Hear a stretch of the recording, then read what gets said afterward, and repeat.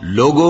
اپنے پروردگار سے ڈرو جس نے تم کو ایک شخص سے پیدا کیا، یعنی اول اس سے اس کا جوڑا بنایا، پھر ان دونوں سے کثرت سے مرد و عورت پیدا کر کے روئے زمین پر پھیلا دیے۔ اور اللہ سے ڈرو جس کے واسطے سے تم ایک دوسرے سے حقوق کا مطالبہ کرتے ہو، اور قطع رحمی سے بچو، کچھ شک نہیں کہ اللہ تمہیں دیکھ رہا ہے۔ اور یتیموں کا مال جو تمہاری تحویل میں ہو ان کے حوالے کر دو، اور ان کے پاکیزہ اور عمدہ مال کو اپنے ناقص اور برے مال سے نہ بدلو، اور نہ ان کا مال اپنے مال میں ملا کر کھاؤ کہ یہ بڑا سخت گناہ ہے۔ اور اگر تم کو اس بات کا خوف ہو کہ یتیم لڑکیوں کے بارے میں انصاف نہ کر سکو گے تو ان کے سوا جو عورتیں تم کو پسند ہوں، 2 یا 3 یا 4 ان سے نکاح کر لو۔